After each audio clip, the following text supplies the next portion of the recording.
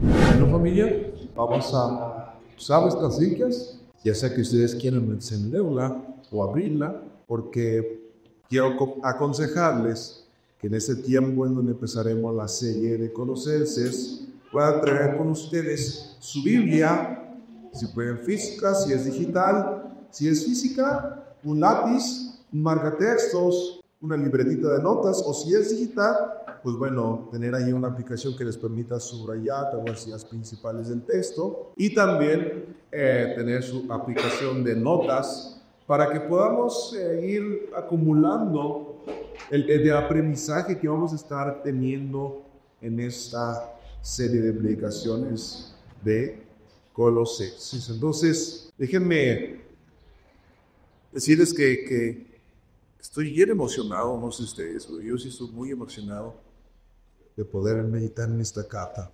Y entonces hoy todavía no vamos a empezar a desmenuzar el texto como tal, sino que vamos a ver una introducción a esta carta a Colosenses. Entonces, hoy como iglesia comenzamos un nuevo tiempo que ya hemos anunciado días atrás, en donde todos juntos, porque yo también me incluyo, ¿verdad? Vamos a ir tomados de la guía del Espíritu Santo y vamos a adentrarnos en una de las cartas del Nuevo Testamento que para mí es una de las más fascinantes. Y esta dinámica de reflexión de las Escrituras, de ir versículo por versículo, no es un método definitivo para estudiar la Biblia, pero sí es uno de los que nos permite tener un sistema más controlado de lo que estamos aprendiendo, de lo que estamos estudiando.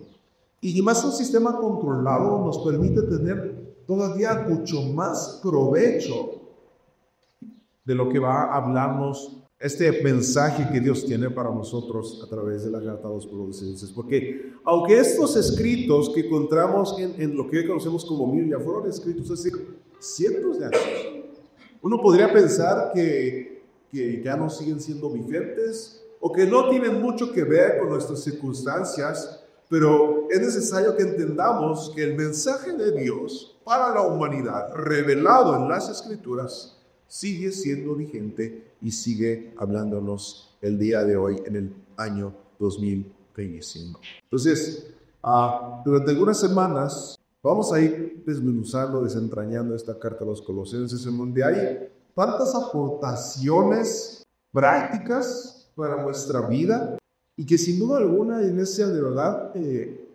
debemos tener un corazón dispuesto, receptivo todo el tiempo, diría por ahí, parar bien la oreja, porque estoy seguro que van a cautivar nuestra mente y nuestro corazón hacia la cruz, hacia el amor de Jesús y hacia Jesús mismo. Y como iremos viendo, Colosenses nos hará entender el título de esta serie de predicaciones. Aprendámonos este título de la serie de predicaciones: completos en Él. Completos en Él. Colosenses va a enfocarse en enseñarnos, en que nosotros aprendamos, en que nosotros vivamos con este pensamiento, que Cristo estamos completos. Pero vamos a ver por qué. Porque Colosenses nos enseña esto. Vamos a hacer una oración que yo he escrito, una oración muy puntual, y si pueden ustedes repetirla en su pensamiento junto conmigo para poner palabras adecuadas y pedir delante del Señor que Él haga una obra específica al iniciar esta serie. Entonces, vamos a hacer esta oración del Señor. Señor, lleva mis pensamientos, mis ideas, mis anhelos y mis sueños hacia ti. Señor, que a través de este tiempo mi vida pueda ser transformada, que tú me muestres mis fallas, que tú me muestres mi pecado y que también me muestres de tu gracia y de tu amor. Despierta mi fe, despierta mi corazón, dame disciplina, perseverancia y una insaciable hambre de ti, Señor, y de tu palabra. Quiero conocerte más, quiero acercarme más a ti, quiero ser más como Jesús. en el nombre de Cristo. Salud. Bien, familia. ¿Por qué les digo que hoy vamos a ver una introducción a Colosenses antes de entrar de lleno al texto y ver en serio el contenido de la carta? Siempre que nosotros meditamos en las verdades de la Biblia, para poder llegar a una comprensión adecuada, provechosa de lo que Dios quiere hablarnos a través de alguna parte de la Biblia, es importante, muy importante, conocer algunos aspectos esenciales acerca de lo que estamos leyendo, ¿verdad? Necesitamos tomar en cuenta diversos aspectos para poder llegar a una comprensión adecuada de lo que Dios quiere hablarnos y de cómo causa un impacto en mi vida. Porque nosotros podemos empezar el día de hoy a meditar en el contenido de Colosenses y tal vez nos encontremos con algunas ideas, algunas cosas que no nos hagan mucho sentido a nosotros. Y digamos, esto no tiene nada que ver conmigo. Y entonces erróneamente tengamos el pensamiento de que podemos descartar algunas partes de Colosenses y decir, ok, eso no aplica para la iglesia de Casa de Gracia, ¿okay? Eso no para la iglesia de Colosenses. Vamos a ver qué es lo que sí podemos sacar y qué es lo que se aplica para nosotros. Por supuesto que no funciona así. Todo el aprendizaje de una carta del Nuevo Testamento causa un impacto en el aspecto personal. Este contenido debe causar un impacto en mi vida, en mi desarrollo en la sociedad y en mi desarrollo con la iglesia. Y necesitamos entender que vamos a estar leyendo un texto que no fue escrito hace un siglo. No fue escrito hace pocos años. Es un texto que fue escrito hace cientos de años. Una cultura totalmente diferente, un mundo totalmente diferente, una forma de pensamiento totalmente diferente. El Nuevo Testamento abunda en este tipo de material, las cartas, sobre todo de Pablo, ¿verdad? Que sí son cartas, literalmente. Lo que conocemos nosotros como una carta, esto es. Hay unos aspectos un poco diferentes, pero en el Nuevo Testamento encontramos lo que son las cartas y al principio lo que son los evangelios. Que también valdrá la pena después de hacer un estudio, una serie de predicaciones acerca de los evangelios y veremos que los evangelios son un tipo de género. Aquí voy a entrar en algunos aspectos que hemos aprendido en la escuela, figuras literarias, géneros literarios, gramática, algunas cosas importantes. El género de los evangelios es un género difícil, porque no son historias o fábulas. Llegaremos a eso un poco después. Pero el otro material que abunda en el Nuevo Testamento son las cartas o las epístolas, ¿verdad? Como algunos te llaman, porque la mayoría de nosotros tenemos la referencia de cuáles son los elementos fundamentales de una carta. No los enseñan en la escuela, ¿verdad? ¿Cuáles son los elementos importantes de una carta?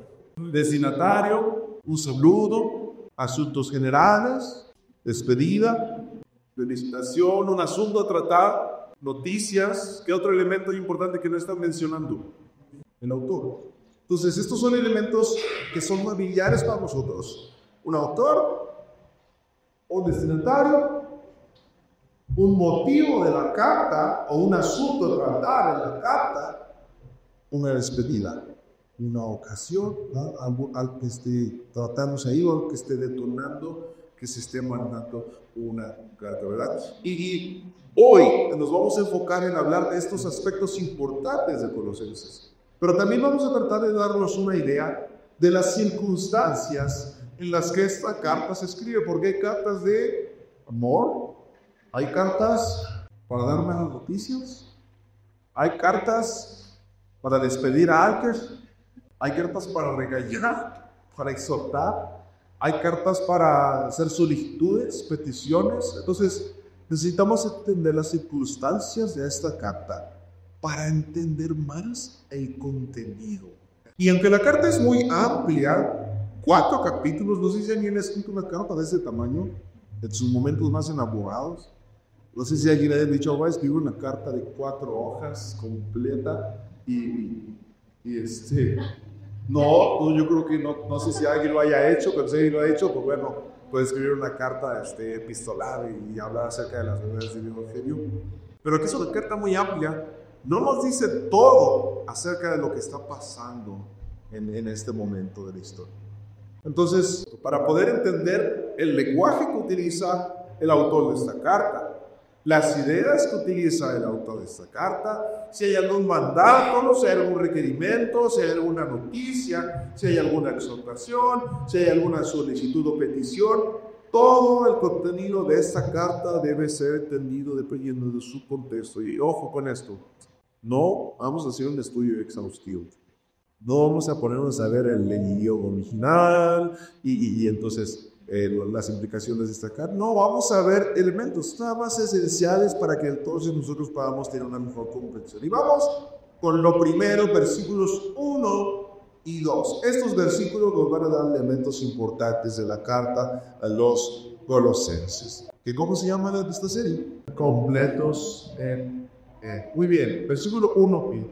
Yo, Pablo, apóstol de Jesucristo por la voluntad de Dios, y el hermano Timoteo, a los santos y fieles hermanos en Cristo que están en Colosas, que la gracia y la paz de Dios nuestro Padre y del Señor Jesucristo sean con ustedes. Pregunta, ¿qué elementos importantes vemos muy obviamente en estos primeros libros? El autor, un poco de su carácter y a quién lo escribe. Dos cosas importantes, autor y destinatario. Déjenme decirles, familia, que aunque en este versículo 1 encontramos textualmente, ¿verdad? Yo quiero Pablo. Yo, Pablo, aunque en este versículo hay evidencia de quien escribe esta carta es Pablo, también en el versículo 23 del capítulo 1, por eso les digo que tengan su ira por ahí. En el capítulo 23 del capítulo 1 dice: siempre y cuando en verdad permanezcan cimentados y firmes en la fe, inamovibles en la esperanza del evangelio que he recibido, y cual se predica en toda la creación debajo del cielo, del cual yo, Pablo, he llegado a ser ministro. Y luego hasta el último capítulo 4, versículo 18, hay tres evidencias textuales del autor de esta carta, pero ¿qué creen? Que muchas veces no es suficiente esta evidencia para acreditar una carta a dicho autor. ¿Por qué? Porque es posible que alguien haya dicho: voy a escribir en nombre de Pablo, pero en realidad no me llamo Pablo, o no soy Pablo. Entonces necesitamos un poco de más evidencia, ¿verdad? O que el autor se está presentando a sí mismo, también podemos confirmar que es Pablo el autor de esta carta, porque hubieron ciertos hombres relevantes en los primeros siglos de la iglesia que confirmaron que efectivamente esta carta había sido escrita por Pablo. Hombres como el historiador Eusebio, Irineo, Clemente de Alejandría y algunos otros que argumentaban que el estilo de la carta era muy similar a las demás cartas de su Pablo. Pero todavía hay otra evidencia más de que es Pablo quien escribe esta carta, y la encontramos en la relación que tiene con el caso de Filemón. ¿Se acuerda de la predicación de Filemón? En esta carta menciona estos nombres, menciona a Onésimo, y la carta de Filemón fue escrita por Pablo.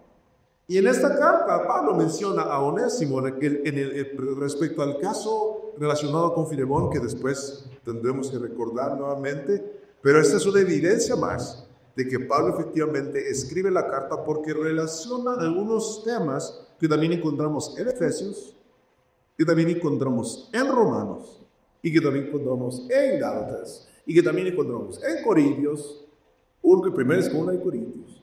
Entonces, no hay duda alguna de que el autor de esta carta es el apóstol Pablo. ¿Y qué otro aspecto vemos en estos primeros dos versículos? Seguimos. El autor, que ya hablamos acerca de esto, y los destinatarios. Que aquí es donde vamos a entrar un poquito más en detalle. ¿Por qué? ¿Quién sabía que el nombre de Colosenses sea porque la ciudad se llamaba Colosas? A veces es muy lógico, pero no damos por hecho eso, ¿verdad?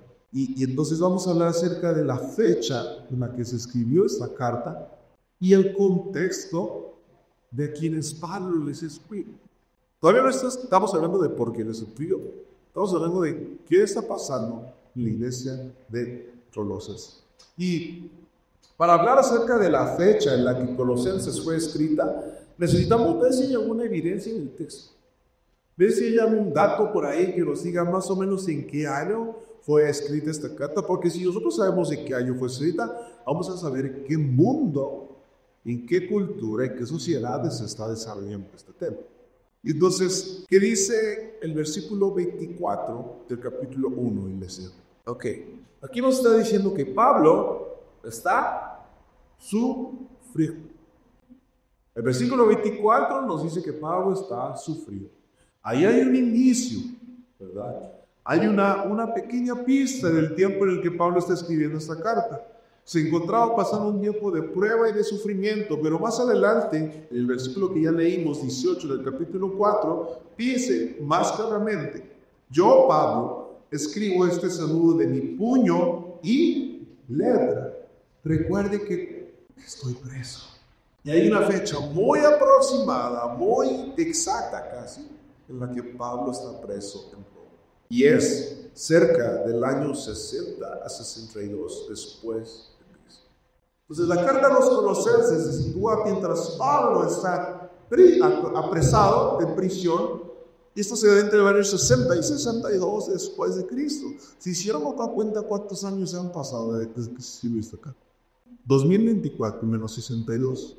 1962 años han pasado desde que se escribió esta carta.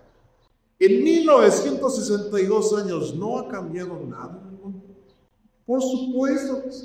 Entonces no podemos ser tan ligeros en el contenido de esta carta, decir, vamos a ver Colosenses, ¿no? Entonces, de primera mano, es evidente que el propósito es que esta carta pueda llegar a la iglesia que está en la ciudad de Colosas. Y si nos vamos más adelante, en el capítulo 4, versículo 16, encontramos un segundo destinatario.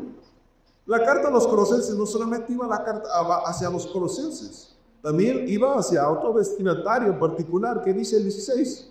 Una vez que esta carta haya sido leída entre ustedes, asegúrense de que se lea también la iglesia de los Laodicenses, otra ciudad cerca de Colosas que se llama Laodicea. Entonces hay dos destinatarios, pero en particular Pablo va a referirse a los Colosenses. Pero por ahí le dice a los Colosenses, bueno, esta carta tiene mucho contenido, entonces después de que la lean, mándenla a la Odisea para que también ellos aprovechen lo que estoy hablando. Y ahora tenemos que hablar de la ciudad de Colosas. La iglesia de Colosas fue una de las iglesias que Pablo no fundó. Pablo no fundó esta iglesia. La diferencia de Efesios, la diferencia de los romanos. Pablo no funda directamente esta iglesia, pero en el versículo 2, el versículo 1 del capítulo 2, dice que ni siquiera los colosenses conocían a Pablo. Ni siquiera lo conocían. Quiero que sepan que es grande la lucha que sostengo por ustedes y por los que están en la Odisea, lo mismo que por todos los que nunca me han visto personalmente. ¿Ven cómo el texto nos arroja ciertas pistas de lo que está pasando? Ni siquiera que conocían los hermanos de dicha ciudad, pero sí tenían una relación cercana con Pablo, pues en el versículo 7 del capítulo 1, el versículo 7 dice, esto lo aprendieron por medio de Epafras, nuestro consiervo amado, que es un fiel ministro de Cristo para ustedes. Si alguien está pensando en un nombre para su hijo, hay un nombre muy interesante y único, Epafras. Menciona Pablo este nombre de un hombre que fue quien enseñó y ministró a la iglesia de Colosas. ¿Quién es este Epafras? ¿De dónde salió? ¿De dónde viene este Epafras que Pablo menciona aquí en este versículo 7? ¿Qué relación tiene con Pablo? La mayoría de los estudiosos y teólogos concuerdan que lo más probable es que Epafras haya sido un hombre que escuchó el mensaje del Evangelio en Éfeso, una ciudad en donde Pablo estuvo trabajando arduamente, plantando una iglesia Y ahí Éfeso está a una distancia considerable de Colosas, y ahí fue donde este hombre escuchó el mensaje del Evangelio y luego regresó a su ciudad y comenzó a plantar una iglesia. Comenzó a compartir, comenzó a evangelizar, y entonces comenzó a crecer la comunidad de creyentes por el mensaje que escuchó este hombre llamado Pafras. Antes de comenzar a hablar de los temas generales de la carta, también es necesario hablar de cuál es la situación del lugar donde se sitúa esta iglesia para entender de lo que estará hablando Pablo. Tenemos una imagen por ahí. Ok, un poco más de geografía. Esta parte por acá, esto que conocemos hoy como Italia, la botita, ¿verdad? El país que parece una bota, Italia. La parte de Asia Menor, toda la parte que es Jerusalén, lo que ahora es Medio Oriente. Estaba la ciudad de Éfeso, la Odisea y Colosas. Aquí están marcados más intencionalmente los viajes del apóstol Pablo, ¿verdad? Todos los recorridos que hacía con las ciudades, entonces hasta llegar hasta Roma. Entonces, ¿dónde está aquí la ciudad de Colosas? Aquí. Cuando Pablo está escribiendo la carta a Colosenses, Pablo está acá, encarcelado en Roma. Entonces esta carta tiene que viajar por toda esta zona de Europa hasta Asia Menor y llegar hacia la ciudad de Colosas. Entonces cuando llega a Colosas, da la instrucción de que después de que llegue a Colosas, los colosenses tienen que pasárselo a la Odisea. Tenemos ahí la referencia un poco de distancias y entender que el viaje de una carta por este terreno no había un avión y llegara en 2 horas, sino era un viaje muchas veces en barco, muchas veces vía terrestre, y entonces eran viajes semanales, mensuales. Es bien importante conocer el contexto inmediato de esta ciudad, porque vamos a entender entonces la razón por que Pablo le está escribiendo a la iglesia. Si nosotros no entendemos qué está pasando en Colosas, vamos a entender por qué Pablo le está enviando a los colosenses. Y Colosas era una ciudad que era atravesada por un río que está ya más o menos ubicada al suroriente de Asia Menor. Y algunos siglos atrás de que estuviera escribiéndose esta carta en el año 60-62 después de Cristo, por ahí del siglo V, antes de Cristo, unos 500 años antes, Colosas era una ciudad muy, muy importante por su relevancia comercial. De las principales ciudades del mundo antiguo, era una ciudad muy próspera debido a su actividad comercial y tenía una ubicación estratégica, pues Colosas era atravesada por una ruta comercial, era como una Toluca, una ciudad en donde había bastante movimiento económico y que daba en el paso de algunas rutas que trasladaban mucho comercio. Y este crecimiento económico trajo consigo un crecimiento poblacional, un crecimiento social. Por eso era una ciudad tan grande y tan importante, porque era una gran ciudad que era atravesada por una de las principales rutas de comercio. Y este crecimiento poblacional trajo consigo también todo tipo de habitantes, de diferentes razas, de diferentes culturas, de diferentes religiones. Y eso va a ser importante para el motivo de la carta. Y para el momento en que está escribiendo esta carta al apóstol Pablo, ya en el año 60-62, Colosas no era una ciudad tan importante, sinceramente.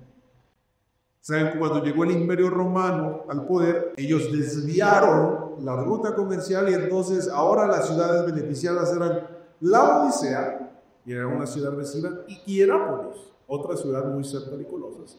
La Odisea y Hierápolis eran 2 de las ciudades más importantes de aquel tiempo, pero Colosas se seguía siendo una gran ciudad, ya no tan relevante como aquellas, ya estaba en decaimiento, pero seguía teniendo una cultura muy mixta, muy mezclada, muy diferente, todo tipo de religiones, tradiciones y un montón de cosas.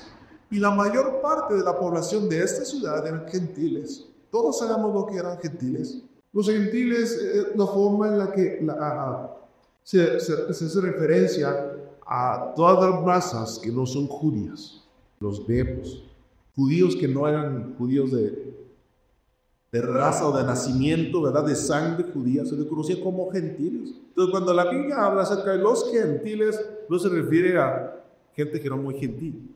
Los gentiles era una cuestión de raza, de denominación social. Entonces, hay que entender esto. La mayoría de la población de Colosas eran gentiles, eran gente, personas que no tenían origen judío, y especialmente de griegos, que era una ciudad especialmente poblada por griegos, quienes en este caso era la cultura que más se relacionaba con los judíos. Los griegos y los judíos eran quienes más juego habían tenido, más convivencia habían tenido durante algunos años, y a pesar de la mayoritaria población gentil de Colosas, había también una gran colonia de judíos. Esto es importantísimo para entender la carta de Pablo a los colosenses. Tenemos que tener en mente esta diversidad cultural de Colosas y esta mezcla de cosmovisiones, de religiones, de tradiciones y de prácticas de vida. Cada una de estas culturas era diferente viviendo en un mismo lugar. Entender eso nos da paso a lo siguiente, familia, y esto es lo importante. ¿Cuál es el motivo de que Pablo le escriba a los colosenses? ¿Por qué Pablo escribe una carta a los colosenses? No es que Pablo haya dicho, pues día, tengo ahí papiro de sobra, todavía tengo tinta, a ver, ahora aquí le vamos a escribir. Las veces que Pablo escribía una carta lo hacía por un motivo muy especial, por una razón muy específica. Y en este caso, ¿verdad? Aunque no nos adentramos todavía en el contenido, pero todos los que han estudiado seriamente esta carta han encontrado algunos indicios del por qué Pablo la está escribiendo. Atención, familia. Epafras se encuentra con Pablo, porque ahí el texto lo dice, hemos recibido noticias de la fe de Cristo en ustedes, ¿a través de quién? Epafras. Epafras está con Pablo. Epafras está en Roma. ¿Cuál fue el motivo para que Epafras hiciera un viaje tan largo desde Colosas hasta Roma y que todavía tuviera el riesgo de que le sucediera lo mismo a Pablo, de que lo agarraron? ¿Qué fue tan importante o tan necesario, tan apremiante para que Epafras hiciera esto? El motivo de esta carta, iglesia, es que en medio de la iglesia de los colosenses se estaba introduciendo una serie de falsas enseñanzas y doctrinas que amenazaban la salud de la iglesia y su estabilidad. Y aunque no, quien ha estudiado esta carta coincide que no se identifica muy bien cuál es esa falsa enseñanza, cuál es esa falsa doctrina que los colosenses están intentando aceptar en su iglesia, y que entonces Epafras dice, ¿sabes qué necesito? El yo de Pablo. Y entonces se desplaza hasta Roma diciendo, Pablo, esto está sucediendo en la iglesia, necesito que les escribas algo. Y aunque no se identifica muy bien este tipo de enseñanzas o doctrinas que amenazaban a la iglesia, ¿verdad? Estas falsedades, más tarde concordarían con una filosofía que surgió entre la iglesia que se llamó o se le conoce como gnosticismo. ¿Y qué es el gnosticismo? Es un movimiento que surgió muchísimos años después en la iglesia, pero que eran pensamientos como los siguientes. Estos pensamientos eran los que el gnosticismo les intentaba introducir a la iglesia. Algunos, no voy a decir todos. Solamente Dios es bueno, que de eso no nos hago nada mal. Pero todo lo material, lo terrenal, lo físico es absolutamente malo. La comida, nada. La convivencia es mala.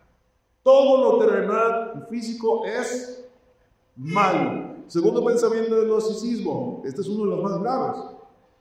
Jesucristo no era Dios, sino espontáneas manifestaciones de Dios a través de un hombre, haciendo a Jesucristo inferior. Este es uno de los pensamientos del gnosticismo. ¿A qué le suena hoy en nuestros días? Tercero pensamiento, El gnosticismo creía que había un conocimiento superior al conocimiento revelado en las Escrituras. Y que este conocimiento superior a lo que aquí está revelado era necesario para una vida espiritual más profunda y más. Es decir, esto no era suficiente. De este tipo de pensamientos y filosofías se estaban introduciendo en la iglesia de Colosas. Por supuesto que amenazaban a las iglesias. Por completo la amenazaban. Ya con el primero, ¿no? Y específicamente en esta carta a los Colosenses vemos también algunas ideas extrañas del trasfondo judío que estaba dentro de la iglesia. Porque si la ciudad estaba llena de tantas culturas, pues a la iglesia llegaban también gente de todo culturas, que eran alcanzadas por el evangelio. Y entonces Pablo va a decir en Colosenses que delante de Cristo ya no hay distinción entre judío y gentil. Todos somos iguales delante de Él. Por eso es necesario tocar este tema, porque dentro de la iglesia de Colosas ya no hay diferentes culturas, ya no hay diferentes cosmovisiones, es una sola. Pero estas ideas eran trasfondos culturales de aquellos que habían llegado al Evangelio intentando introducirse dentro de la iglesia. Es como si nosotros llegáramos y dijéramos en la iglesia, aquí en la iglesia se va a hacer lo que se hacía allá. Algunas de los pensamientos que amenazaban a la iglesia por parte de la tradición judía, falsas enseñanzas, era, por ejemplo, que la circuncisión física era necesaria para alcanzar la salvación también. Y Pablo responde a esta falsa enseñanza diciendo, ustedes han sido circuncidados en el Espíritu y están completos. La falsa creencia también de que era necesario seguir y obedecer los 613 mandamientos de la ley judía para ser salvos. Es que tienes que cumplir los 613 mandamientos de la ley judía, porque tienes que comer eso, no tienes que hacer aquello, tienes que hacer esta ceremonia, este servicio, este ritual, vamos, para alcanzar salvación. Eso por el lado judío. Por el lado de los gentiles, de los griegos y de algunas otras culturas, también había una falsa idea de lo que era una verdadera espiritualidad. ¿Y qué para ellos era una verdadera espiritualidad? Una verdadera espiritualidad se basaba para ellos en tener visiones. Oh, es que yo he visto esto, he visto aquello. Para ellos tener una verdadera espiritual significa venerar a los ángeles. Esta es una creencia falsa que está reproduciendo en la iglesia. Para ellos vivir una verdadera espiritualidad era vivir una vida ascética. Una vida, digámosle así, monástica, sí, de monjes, ¿no? Es importante mencionar que la ciudad de Colosas tenía un trasfondo religioso muy, muy fuerte relacionado con la diosa Cibeles. Y el culto a esta diosa Cibeles era característico por hacer un ritual de limpieza con la sangre de un toro. Además también de que esta diosa se caracterizaba por estados de euforia y de éxtasis de la gente. También de repente arrebatos y la gente se volvía loca. También danzas espontáneas en el mundo y algo muy desordenado. Yo les pregunto, ¿a qué les suena esto? Lo que estaba sucediendo en esta iglesia es que la cultura y las religiones del mundo estaban influenciando la perspectiva de una vida de fe correcta, pero que para nada era lo que Cristo decía. Eso es lo que está sucediendo en los Colosenses. Recordemos que la iglesia se componía de judíos, griegos y más gentiles, y entonces había una fuerte lucha entre que cada quien trajera sus propias filosofías, sus propias prácticas culturales, sus propias prácticas desde su raza, de su origen, al evangelio. Y este era un problema bastante serio, porque el problema realmente más grave de estas filosofías era que entonces la iglesia comenzaba a sentir que Jesucristo era insuficiente para su salvación. Y ellos necesitaban hacer una serie de cosas más, vivir experiencias más sobrenaturales, hacer cosas más extremas para entonces vivir ellos una vida de fe que sintieran llena, plena, completa. Ellos pensaban que además de creer en Jesús tenían que hacer una serie de cosas más sobrenaturales, vivir experiencias más fuertes, más sensoriales para sentir que estaban viviendo una espiritualidad correcta. En Colosenses entonces encontramos que Pablo está contrarrestando estas falsas enseñanzas y de una manera muy magistral, fascinante, está dando unas clases de lo que es el verdadero evangelio que ya habían escuchado los colosenses, que había comenzado bien, que estaban avanzando, pero que en el camino se estaban empezando a perder por otras ideas que no estaban correctas. Entonces Pablo despliega una serie de temas que van a contrarrestar estas falsas enseñanzas. Y con esto quiero terminar. ¿Cuáles son los temas que Pablo tocará en la carta a los colosenses? Ya vimos cuál es el problema. Ya vimos cuál es la posible razón del problema. Una multitud de culturas, una mezcla ahí, un tutti frutti dualí de muchas formas de pensamiento, de muchas formas de ver la vida, de filosofías, pero que la iglesia no había entendido. Al llegar al evangelio, eso había quedado atrás. Y entonces Pablo toca al menos 5 temas de los cuales yo he identificado. Ahora vamos a hablar acerca de la suficiencia de la persona de Cristo para salvación.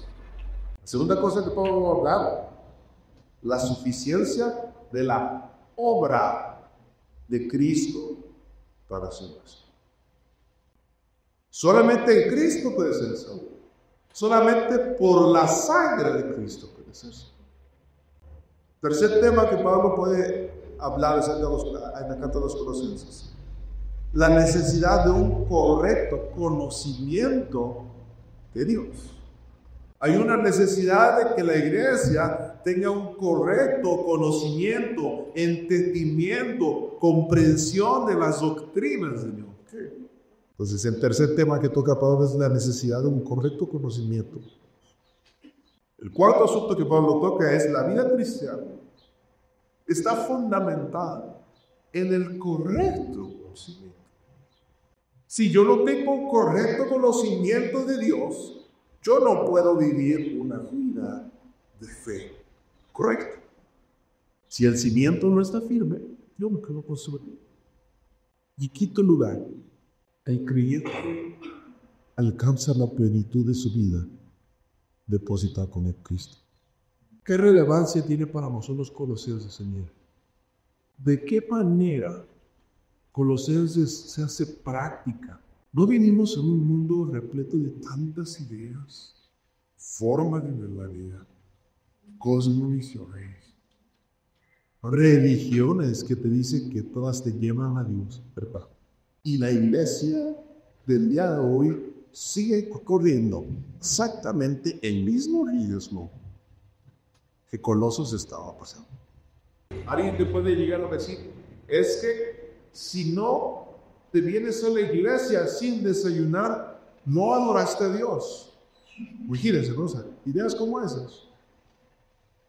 Si no vienes a la iglesia con tanto y esto, y con estas cosas y estas cosas, y entonces entras y no das 2 cosas para enfrente y uno para atrás, y das un brinco, no estás adorando a Dios. La iglesia corre los mismos riesgos. Por eso Pablo nos da las armas suficientes para entender que en Cristo estamos completos. Porque vamos a correr el riesgo de pensar, nos hace falta cosas para alcanzar salvación, para vivir una vida cerca de Él, y que entonces lo que Él ha hecho ya no es suficiente. Ya vamos a empezar a restarle mérito y validez y suficiencia a lo que Cristo ha hecho en la cruz. Eso es un error grave. Y la forma en que Pablo aborda esta carta a los Colosenses es muy bonita, porque no dice, miren, les están enseñando esto y esto y esto y esto, y esos que les están enseñando son los falsos maestros. Pablo se controla mucho, se contiene mucho. Por el contrario, lo que hace Pablo es, esto es el Evangelio. Y en esto ustedes tienen que creer.